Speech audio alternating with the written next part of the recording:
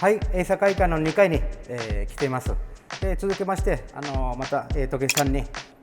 の2階のいろんなね、餌に関しているものを置いてますので、この説明をお願いしたいと思います。よろしくお願いします。はい、じゃあこちらでいろいろ説明していきたいと思います。よろしくお願いします。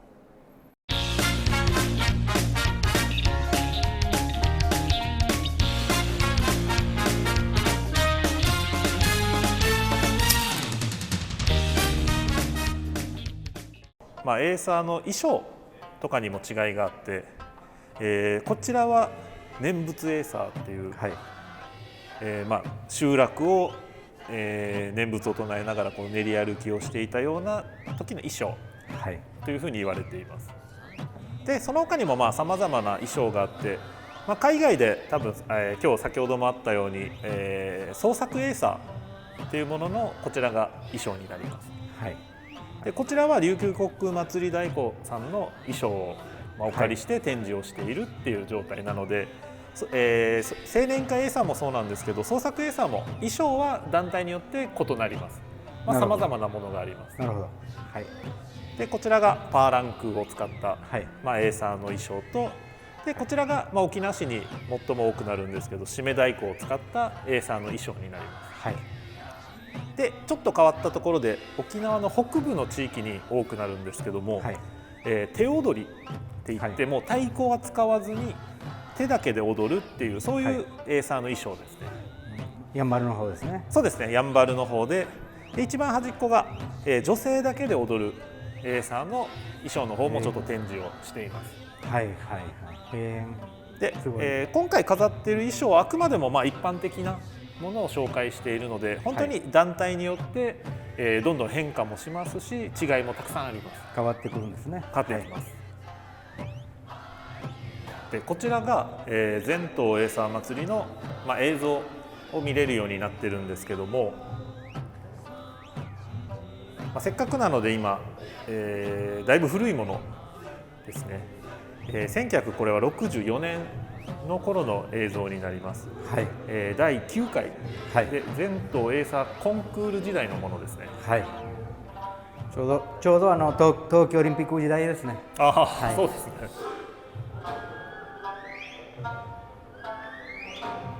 でこちらが会場も今と同じ、この当時はコザ市になるんですけども、沖縄市の、運動公園の会場になります。はい、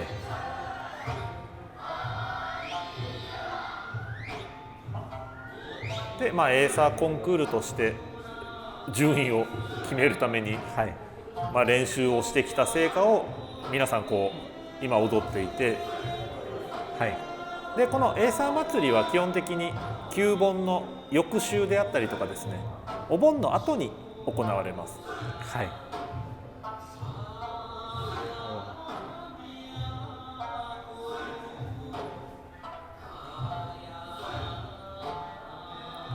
でエーサー会館では今見ていただいた映像以外にも、最近の新しいものも含めて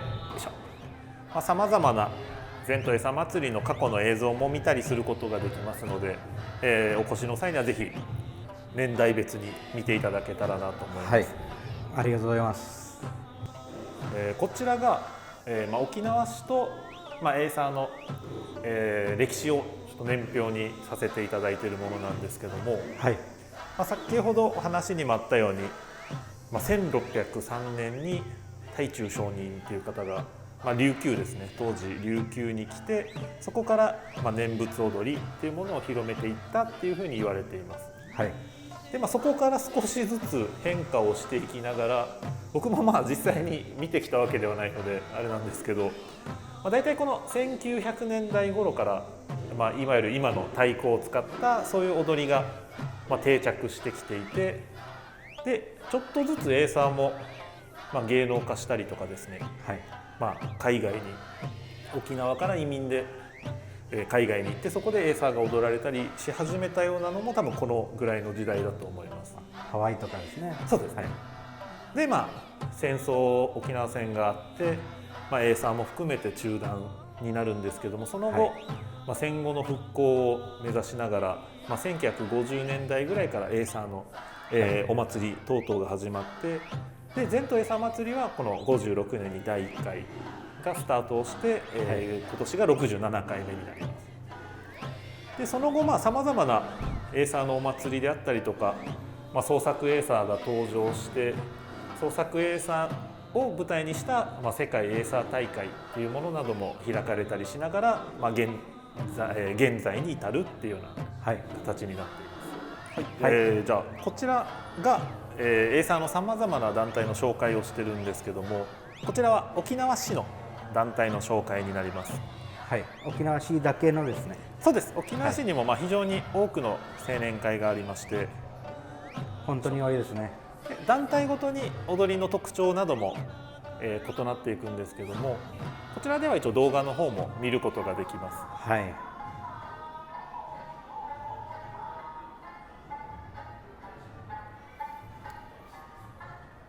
では、あちらでですね、沖縄市内だけではなくてさまざまな、地域の団体の紹介もしてるんですけども、こちらは沖縄県内になります。はい、でお隣が、国内ですね。はい、こちらでは日本国内にある、団体の紹介などをさせていただいています。で、はい、最後こちらが、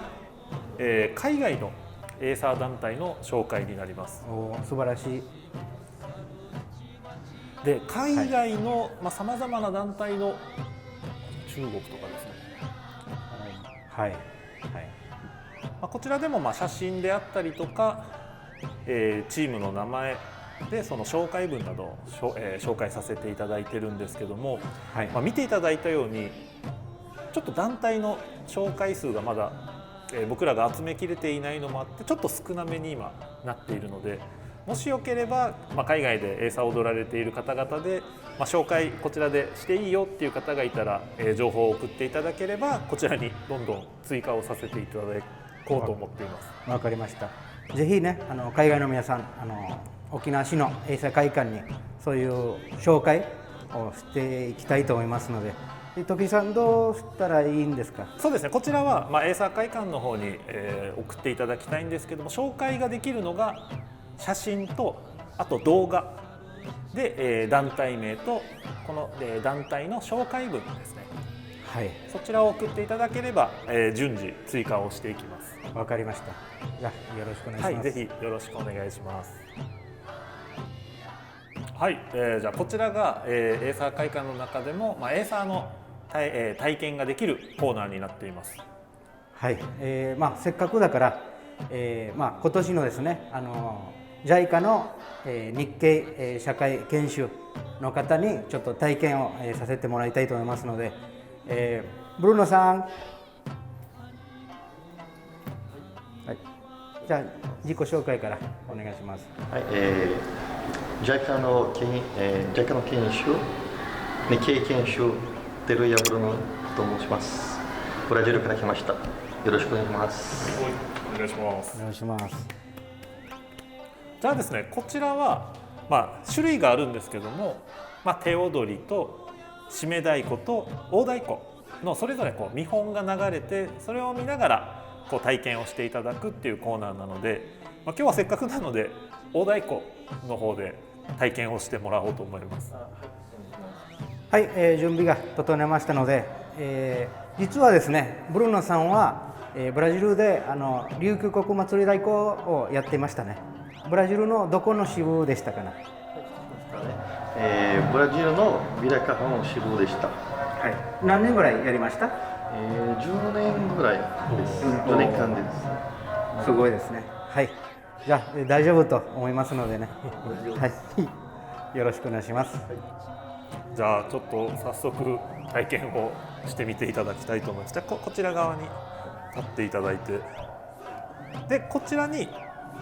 見本が流れますので、最初練習があってその後に本番っていう感じになります。じゃあよいしょ。これは沖縄市内の団体の踊りが流れます。等身同意ですか？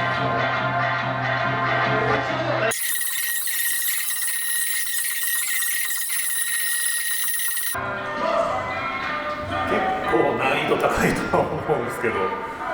ちらをチャレンジしてみていただきます。